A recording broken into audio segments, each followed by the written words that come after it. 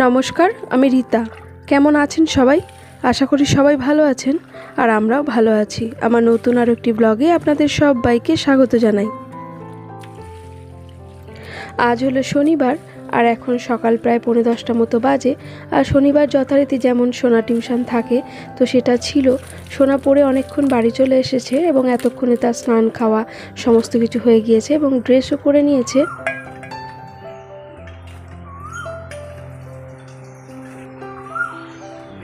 আর এই তো এবার সে স্কুলেও বেরিয়ে যাবে। আর শীতের শেষ পর্যায়ে গোলাপগুলো কি সুন্দর হয়েছে না বলুন? সাবধানে চালাবে, হ্যাঁ, বেশি জোরে চালানোর দরকার নেই। আর ওই রানাদের বাড়ি ওখানে দিয়ে সাইকেলের চাবিটা কিন্তু পকেটে অবশ্যই রাখবে। সাইকেলে পার্কিং এ রাখার তো জায়গা আছে না, ওদের বাড়িতেই রাখবে, স্কুলে যেন রাখবে না, ঠিক আছে? আর ওই 2টোর সময় ছুটি হবে তো, বাবাই ভেতর দিয়ে আসবে কিন্তু। হ্যাঁ সোনা, ভেতরের রাস্তা দিয়ে আসবে। টাটা। আজ তো শনিবার, তাই 2টোর মধ্যে বাড়ি চলেও আসবে। এরপর পরপর আবার 3 দিন স্কুল বন্ধও আছে, যেহেতু আগামীকাল রবিবার, তারপরে সোমবার রয়েছে দোল উৎসব এবং মঙ্গলবারও ওই রকম কিছু একটা কারণেই ছুটি আছে। আবার যেতে যেতে সেই বুধবার, আর তারপরে সামনে তো পরীক্ষার রুটিনও দিয়ে দিয়েছে। আর এখানে এই যে মায়ের যে জন্মদিনের উৎসবে গিয়েছিলাম, তো সেখান থেকে আসার পর জামা কাপড়গুলো ধুয়ে নিয়েছিলাম। তো এই পাঞ্জাবিগুলোতে না বড্ডই রং উঠছে জানেন। তো এর আগে একবার পরেছিল, তখন রোদে দিয়ে রেখে দিয়েছিলাম। আর এই যে দ্বিতীয়বার পরলো, তারপরে একটু ধুয়ে নিলাম। আর শুধুমাত্র শ্যাম্পু দিয়েই ধুয়েছি, তাও কি পরিমাণে এই সবুজ রঙটা উঠেছে জানেন। আর আমার এই শাড়িটাতে কিভাবে জানি না সামনের দিকটাতে কুচির সিঁদুর লেগে গিয়েছিল, তো ওটাও একটু শ্যাম্পু দিয়ে ধুয়ে দিলাম। আর এই চাদরটা তো শীতে আমি বরাবর গায়ে দিয়েছি, আপনারা দেখেছেন। তো এখন তো গরম পড়ে গেছে, এর আর প্রয়োজন নেই, তাই এখন তুলে রাখছি। আর এই দেখুন হাজব্যান্ড কি করে বসেছে। আমাকে না জানিয়ে না নিয়ে গিয়ে তুমি নিয়ে চলে আসলে। কটা কালার এনেছো? 2 রকমের কালার এনেছো বগান ভিলে। বড় ইয়ে মতন ওইটাও এনেছো কেন? ভাল লাগে বেশ দেখতে। ওই ইয়ে 9 o'clock এনেছো দেখি। ওইটা একটু জলটা বেশিই পড়ে গেছে, কমিয়ে না দিলে আবার গোড়া পচে যাবে। আরে বা, এইটা তো বেশ ভালো ফুলটা।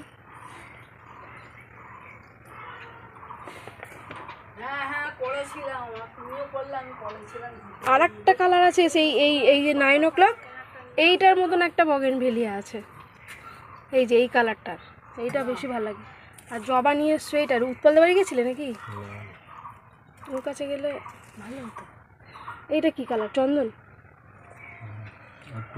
এইটা আবার কি কালার? সাদা জবা ফুলের মতন।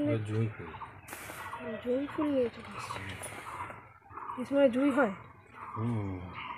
চলো নিয়ে এসছো, আর কি করা যাবে। তিনটে বোগানভেলিয়া। কোনটা তিনটা? আমি তো 2টো দেখতে পাচ্ছি। এই তিনটে টবে। ও, আর এইগুলো তো সব জবা বসাবো।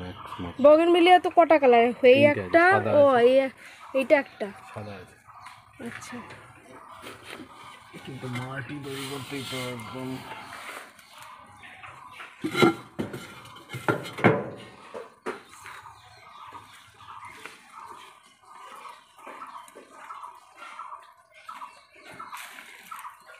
এই জায়গাটা ওই মাটিগুলো সরিয়ে এই জায়গাটা ঠিকঠাক করে ফেলতে হবে।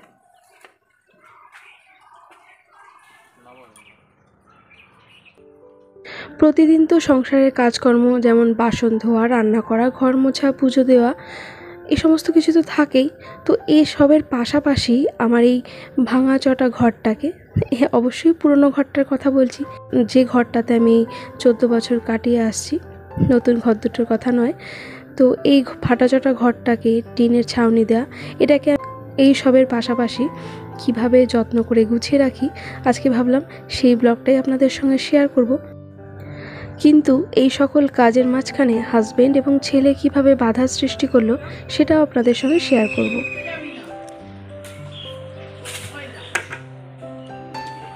কোথায় ওদিকে পড়েছে? আবার তুই আর একটা পারবে নাকি? এটা ডাঁসা, এটা পাকেনি।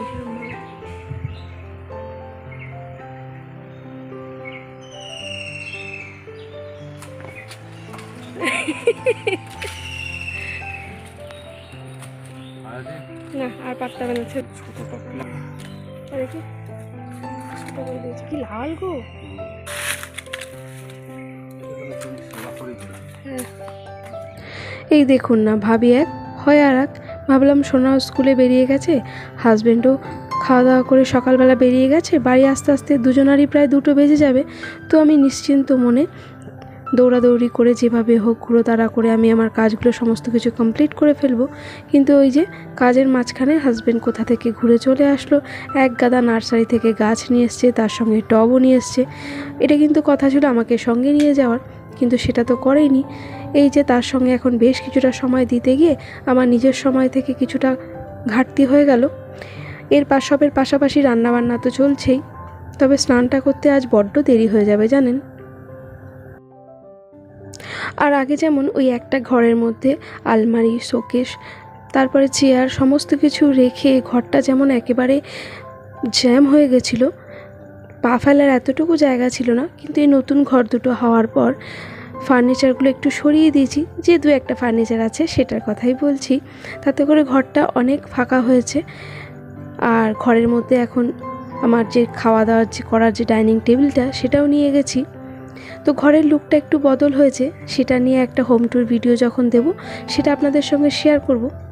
আর এই শোকেসটা আনার পর এটাকে একটু গুছিয়ে নিয়েছিলাম, তবে আজকে যখন জামা কাপড়গুলো রাখতে এলাম তো মনে হলো এটাকে আরেকটু ধুলোবালি তো পড়েছে, ঝড় বৃষ্টি তো এখন মাঝে মাঝেই হচ্ছে, তাহলে আরেকটু মুছে পরিষ্কার করে নিই।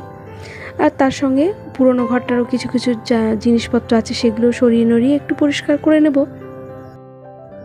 আর এইভাবে মাঝে মাঝে বা সপ্তাহে যদি একটু পরিষ্কার করে নেওয়া যায় তাহলে কি হয়, একসঙ্গে যখন সব কিছু করতে গেলে যে সময়টা বা যে কষ্টটা হয় সেটা কিন্তু হয় না। আর এই তো এই ফ্যানটা রাখার পর এটাকেও আর পরিষ্কার করা হয়নি, তাই দেখছি এর নেটের মধ্যে না অনেকগুলো ময়লা জমে আছে, তার সঙ্গে মাকড়সাও জাল বুনেছে। তো একটা ব্রাশ নিয়ে নিয়েছি যেটা দিয়ে হেয়ার ড্রাই করে বা হেয়ার কালার করে, এরকম একটা ব্রাশ আমার কাছে ছিল। তো সেটা দিয়েই একটু যে জায়গাগুলোতে হাত পৌঁছবে না সেখানে ওটা দিয়ে পরিষ্কার করে নিয়ে একটা নরম কাপড় দিয়ে মুছে নিচ্ছি। ঘরবাড়ি পরিষ্কার রাখতে কে না চায় বলুন, আমরা প্রতিটা হাউসওয়াইফই চাই একটা ঝকঝকে পরিষ্কার পরিচ্ছন্ন ঘর, তা ছোট বড় ভাঙা ফাটা যেমনই হোক না কেন। আর সুন্দর ঝকঝকে একটা পরিবেশ থাকলে মনটাও অনেক ভালো লাগে, তাই না? আর এই তো ওদিকের ঘরটা পরিষ্কার করে চলে এলাম এই পুরনো ঘরটার দিকে। জানালাগুলোতে না বেশ ময়লা জমেছে ফাঁকে ফাঁকে, এইগুলো একটু ব্রাশ দিয়ে পরিষ্কার করে তারপরে একটা নরম কাপড় দিয়ে মুছে নিচ্ছি। আর এই সময়টা না যেহেতু গরম আসছে, প্রচণ্ড পরিমাণে টিকটিকিরও উৎপাত হয়, চারিদিকে যেখানে সেখানে পটি করে রেখে দেয়। বিশেষ করে বাসনপত্রগুলো যদি খোলামেলা জায়গায় পড়ে থাকে বা আপনি যদি একটু ঢাকতে ভুলে গেছেন তাহলে দেখবেন কাজটি ওইখানেই করে দিয়ে চলে গেছে। শীতকালে কিন্তু এদের অতটা দেখা পাওয়া যায় না, এই যে এখন গরম আসছে এখনই এদের উপদ্রবটা বেশি বাড়বে। আর এই তো আপনাদের সঙ্গে গল্পে গল্পে আমার কাজ কিন্তু অনেকটা দূর এগিয়ে গেছে, আর রান্নাবান্নাও এরই মাঝে সেরে ফেলেছি। তবে আজকে আর রান্নার কোনো পার্টি আপনাদের সঙ্গে শেয়ার করব না, কারণ ব্লগটা এমনিতেই অনেকটা বড় হয়ে যাচ্ছে। তো ফ্রিজটা তো এর আগের দিন ভেতরের যত জিনিসপত্র ছিল বার করে এটাকে খুব সুন্দর করে ধুয়ে মুছে একদম ডিপ ক্লিন করে ফেলেছি। তবে সেটার ভিডিও আর আমি করে উঠতে পারছিলাম না, কারণ সংসারে কাজের পাশাপাশি ভিডিও শ্যুট করতে গেলেও না অনেকটা সময় ধৈর্য অনেক কিছুই লাগে। এছাড়াও কোন অ্যাঙ্গেল থেকে ভিডিও শ্যুট করলে আপনাদের দেখতে ভালো লাগবে সেটারও চিন্তা মাথায় রাখতে হয়, আর এই করে করে কাজের অনেক দেরি হয়ে যায়। তাই ভাবলাম আজ আর নয়, অন্য কোনো দিন আমি ফ্রিজটা কিভাবে ক্লিন রাখি সেটা শেয়ার করব, কেমন? আর এই তো ফ্রিজটা পরিষ্কার করে নিয়ে তারপরে চলে আসলাম ঘরটা একটু মুছে নিতে। এতক্ষণ ধরে যে পরিষ্কার পরিচ্ছন্ন করলাম, যেটুকু ঝুলকালি নিচে পড়েছে তার সঙ্গে সঙ্গে একটু না মুছে নিলে হয়। তো আজকে কোনো রকম লাঠি বা স্টিক দিয়ে ঘরটা মুছবো না, একটু নিজের মতো করে বসে যেখানে কোনা কাঞ্চিতে হাত পৌঁছাবে যতটা সেগুলো একটু ভালো করে মুছে নেব। এই মুহূর্তে সেই পুরনো কথাটা আপনাদের আরও একবার মনে করিয়ে দিই। আমার আজকের ব্লগটি আপনাদের কেমন লাগলো একটা কমেন্ট করে জানাবেন, যদি ভালো লাগে একটা লাইক করবেন। আর এই ধরনের ব্লগগুলি যদি আপনারা প্রতিনিয়ত দেখতে চান তাহলে চাইলে আমার চ্যানেলটি সাবস্ক্রাইবও করতে পারেন। আর যারা যারা তা অলরেডি করে ফেলেছেন তাদের অসংখ্য ধন্যবাদ। তবে আজকের মতো যেটুকু যা ক্লিন করা সম্ভব আমার পক্ষে সেটুকুনি আমি করে নিয়েছি, আর হাজব্যান্ডকেও এখানে খেতে দিয়ে দিয়েছি। আর পুরো ঘরটা একবার ক্লিন করার পর কেমন দেখতে হয়েছে সেটা আপনাদের সঙ্গে শেয়ার করলাম। আর এই সমস্ত কাজগুলো সারতে প্রায় 2টো বেজে গিয়েছিল, আর এখন সোনা আসারও টাইম হয়ে গেছে। অন্য একটা স্যার আছে না মাম্মা, ও মা মানে যারা রং মাখাচ্ছে তো মানে আমাকে মাখাচ্ছে তো মানে তোমাদের একটা স্যার বলছে তোমাদের ওখানে যাও, তোমাদের হেড স্যার ডাকছে। তারপরে বলছে, বললাম তাড়াতাড়ি তোরা পালা, নাহলে হেড স্যার যদি এদিকে চলে আসে তাহলে আমাকে এদের জোর করে স্কুলে ঢুকিয়ে নিয়ে কান ধরে দাঁড় করে দেবে, তাড়াতাড়ি চল। আমি বলেছি হ্যাঁ, তারপরে ওরা আমার কথা মতো চলে গেল তাড়াতাড়ি, একবারে গলি দিয়ে। তুমি কোথা দিয়ে এলে? আমি গলি দিয়ে এলাম। হ্যাঁ, তুমি বারণ করলে না যে আমার মা বকবে? আর একটা কথা বলবো মাম্মা, আমার একটা বন্ধু আছে যে আমাদের দুজনের সাথে কম্পিউটার যায়। হ্যাঁ, মানে রিজু, মানে ওরা আর স্কুলের নাম আছে সুব্রজিৎ। এদিকটা একটা রং মাখিয়েছে ও সবুজ কালার, আর নীলাদ্রি মাখিয়েছে তোমার কি যেন বলে, নীলাদ্রি নীল রং মাখিয়েছে। এতে কোনো দোষ নেই, আসলে বেস্ট ফ্রেন্ড বলে কথা। বেস্ট ফ্রেন্ড বলে কথা। সারাদিন আজকে আমার কাজ করতে করতে আমার অনেকটা বেলা হয়ে গেছে, আর তার মধ্যে এই যে তুই এটা করে এসেছিস, তোকে এখন পরিষ্কার পরিচ্ছন্ন করতে করতে তো আমার আরো বেলা হয়ে যাবে। আর তারপরে বন্ধের কাজ করলাম, বললাম ব্যাগটা রেখে দিই, ওই ব্যাগটা রেখে দিয়ে তোমার ভালো লেগেছে? হ্যাঁ, তারপরে মজা পেয়েছো? খুব আনন্দ পেয়েছো? হ্যাঁ, ঠিক আছে, তারপরে কিছু বলার নেই। শোনো, তারপরে আমার একটা বন্ধু আছে যে ক্লাসমেটার, অন্য ব্যাগবার মাখিয়েছে, বললাম হ্যাপি হোলি, বললাম হ্যাপি হোলি। তুমি মাখিয়েছো কাউকে? তুমি কাউকে মাখাওনি? আমি আমার কাছে তো প্যাকেটই ছিল না, তোমাকে সবাই আনন্দ করে মাখিয়েছে আর তুমি সেটা নিয়েছো। আমি ওই রিজুর মানে নীলাদ্রির কাছ থেকে ওই রংটা নিতে যাচ্ছিলাম। হ্যাঁ, দিচ্ছে না। তারপর আমি বললাম দেও, আমাকে দে, কাউকে একজনকে মাখাই দে না। আমি বলছি দিচ্ছে না। তারপরে বললাম যখনই কোথাও রঙের কিছু টুকরো যদি পড়ে না তাহলে আমি তাকে তাহলে কিরম বেস্ট ফ্রেন্ড হলো? হ্যাঁ, বেস্ট ফ্রেন্ড শুধু মাখিয়ে দিল আর তুমি আর মাখাতে পারলে না। ভাবলাম কিছু টুকরো পড়ে, একটা টুকরো পড়েছে, একটা মেয়ে মাখিয়ে দিলাম। বাহ, ভেরি গুড। মানে ঠিক আছে ওগুলো খোলো এগুলো।